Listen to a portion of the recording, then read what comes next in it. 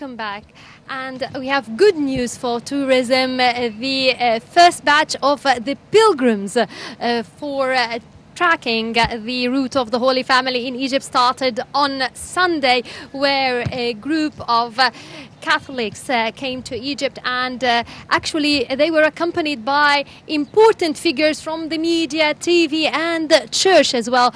They came on Sunday to start the trip of the Holy Family in Egypt. They were met by Pope Tewodros II. Also, they went and visited the theological school in Maadi. Of course, they were met also by the head of the Coptic Catholic Church as well in Egypt, because Coptic means Egyptian. And it's a very important initiative promoting the trip of the Holy Family in Egypt and the various religious sites that they stayed at. And I'm happy to have with me right now Mr. Bassem Zaki. Mr. Bassem is a tourism expert, and Bassem Zaki, and Mr. Bassem will tell us more about the latest news when it comes to religious tourism. Mr. Bassem, good afternoon. Good afternoon. Mr. Bassem, the trip of the Holy Family was there ages ago. Why suddenly we saw some attention to this holy trip? Not suddenly. To be honest, from long time ago, no one cared a lot about the importance of the Holy Family journey to Egypt. Thanks goes to late Dr. Mamdouh al-Biltagi, the ex-Minister of Tourism.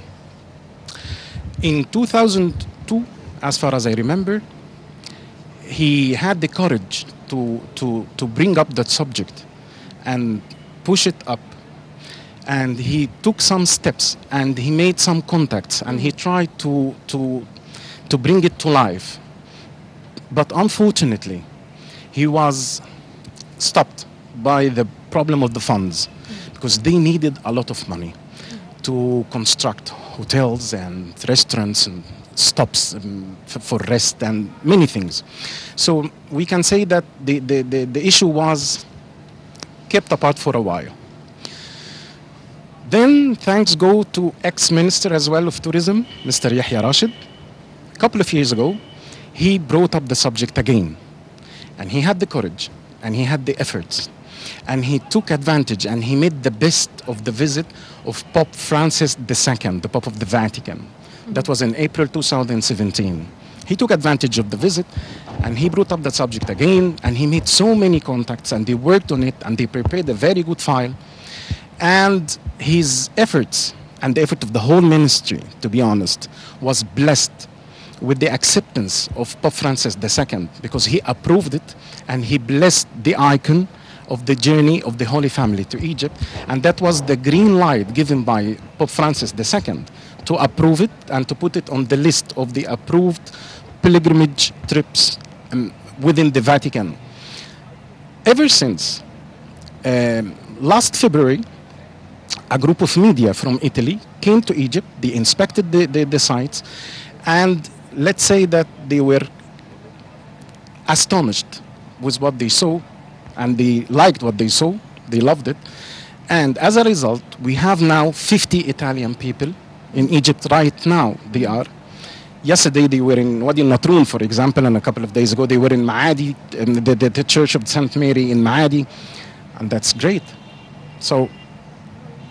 Now, this is definitely a major step, because before that, the Coptic area, like the old Cairo, was sold only as optional, whether in the Natron Valley. But now we will be having special dedicatory trips to it. But would these trips also include some of the classical sites as well? Those are called pilgrimage trips. Basically, they should include only those the religious sites, the religious sites that are more important, or basically important for those pilgrims. Still, if they wish to include something like the pyramids or the Sphinx area, fine. But basically, they normally include only the sites of the pilgrims.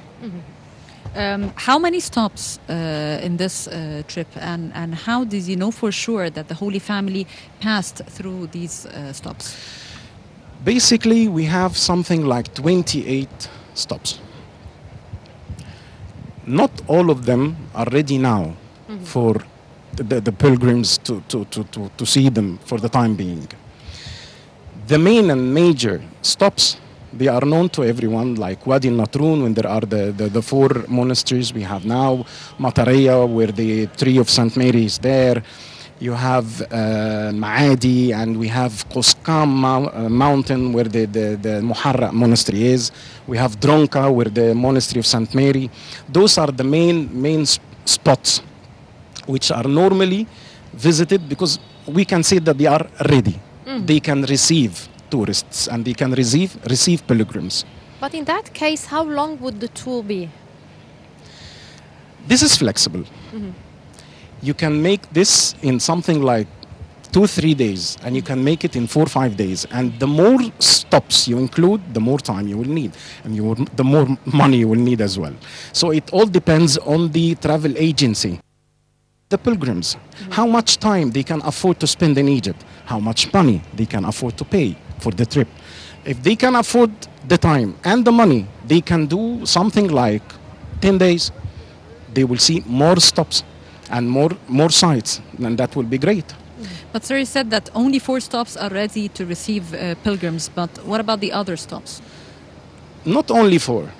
We can say that Wadi Natrun is ready, Matareya, Abu Serga in Old Cairo, Qoskam, Maadi, Dronka.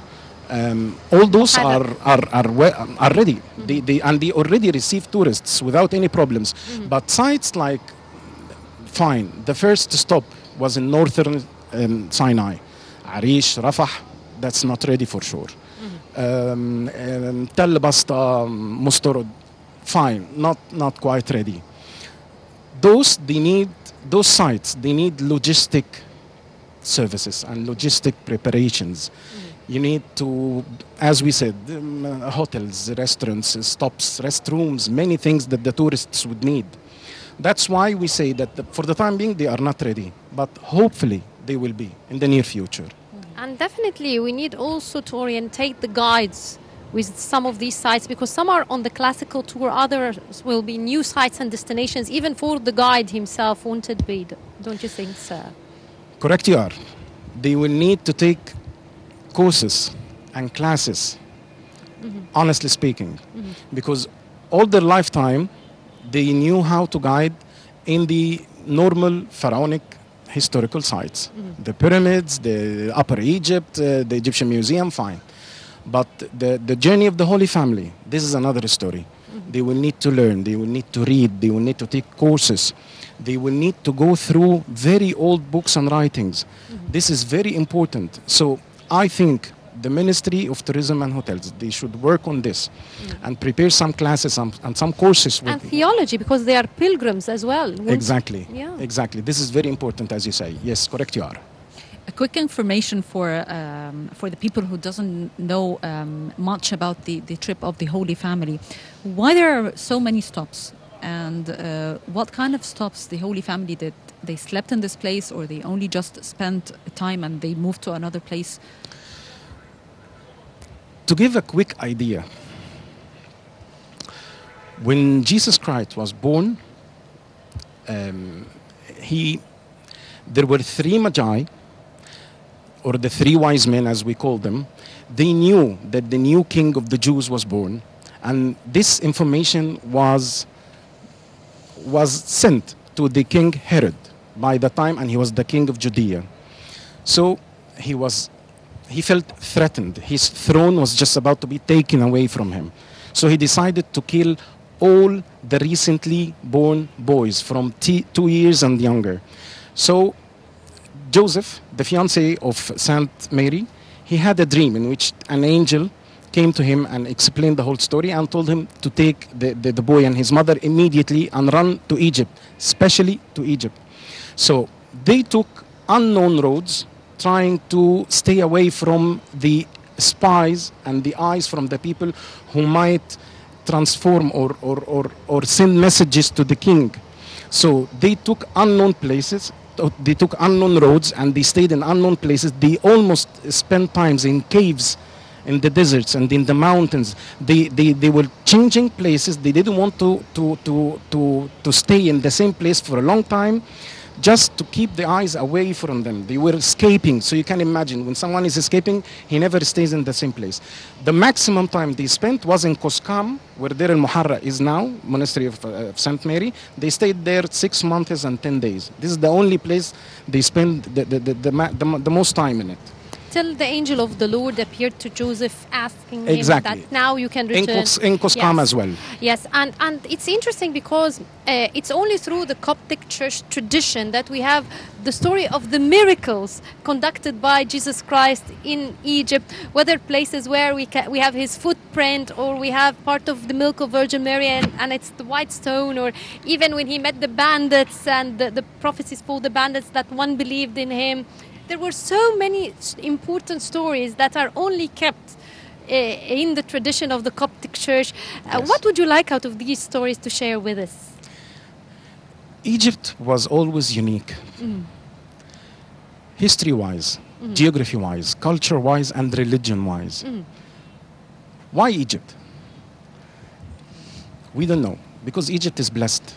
Why they moved to Egypt? Why they escaped to Egypt? Why not to Jordan? Why not to Syria, for example?